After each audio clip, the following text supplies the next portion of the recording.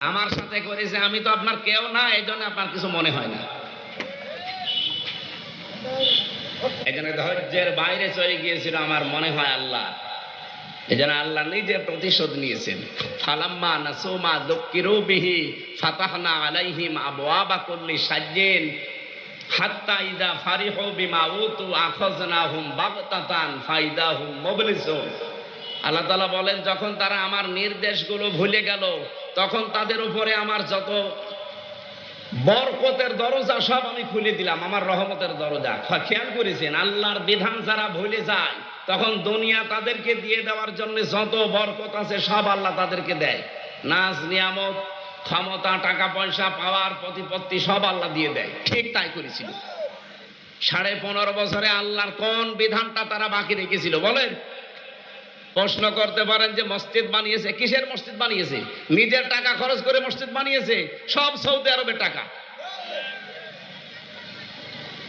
কিছু জালেম নামে আলেম ছিল, আলেম নামে জালেম, এগুলো 5 আটা গোলামি করত, আর ওকে নাম দিত হজরত। ওকে যদি কেউ নাম দেয় যে হজরত শেখ হাসিনা, তাহলে আবু জেহেলকেও বলা লাগবে হজরত আবু জেহেল। কি কথা বলছেন এখানে? আপনি হাসিনাকে যদি হজরত বলতে পারেন, তে কি হয়েছে? আবু জেহেলের কি হয়েছে?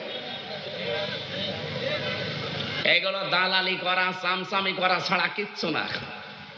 এত বড় জালেমকে যারা হজরত বলতে পারে, কওমি জননী বলতে পারে, ওরা কি মানুষ? মানুষের বাইরে চলে গিয়েছিল এই মানুষগুলো। আল্লাহ তাআলা বলেন, হঠাৎ করে যখন তারা আনন্দকৃত, আমার দানকৃত বস্তু পেয়ে আনন্দে আছে, তখন আমি নিজে তাদেরকে ধরলাম। আখাযনাহুম, এর ফাইল কর্তা আল্লাহ নিজে। বাগতাতান, আকস্মিক ভাবে, যে দুপুরের খাবার খাবে সে সময়ও পাইনি। 45 মিনিট চেয়েছিল, তাও পাইনি। 5 মিনিট বলেছে আমি একটা বক্তব্য লিখবো, তাও দেয়। এর নাম বাগতাতান। এর নাম কি? আল্লাহ বলেন, আমি নিজে আকস্মিক ভাবে তাদেরকে ধরলাম। ফাইদাহুম মুবলিসুন, ওই মানুষগুলো হতাশ হয়ে গেছে। ওদের যে হতাশা, এখনো পর্যন্ত যারা বাইরে পালিয়ে আছে তাদের চেহারার ভেতরে আমি দেখে আসলাম। সিঙ্গাপুরে যেই হোটেলে উঠেছিলাম, মালয়েশিয়া, থাইল্যান্ডে যেই হোটেলে উঠি, দেখি নিচে 2 জন বসে চা খাচ্ছে। কে গো এখানে? তো হুজুর আমরা আগেই পালিয়েছি। আগে পালিয়েছেন কেন? এই দেশে যে আপনার সাহেব পাড়া আছে, ওখানে থাকবেন না? ওখানে থেকে মায়ের খাবো। বাংলাদেশের জনগণ এখানেও আছে, যদি শোনে যে সাহেব পাড়ায় অমক এসে আছে, পিটিয়ে আগুন ধরিয়ে দেবে মেরে। কি করলেন? টাকা পয়সা গুলো পাচার করে নিজেও এখন থাকতে পারেন না, হোটেলে থেকে মরেন। আর চেহারার ভেতরে কি হতাশা! আল্লাহ যে বললেন ফাইদাহুম মুবলিসুন, 100 ভাগে আয়াতটা তাদের উপরে কার্যকর।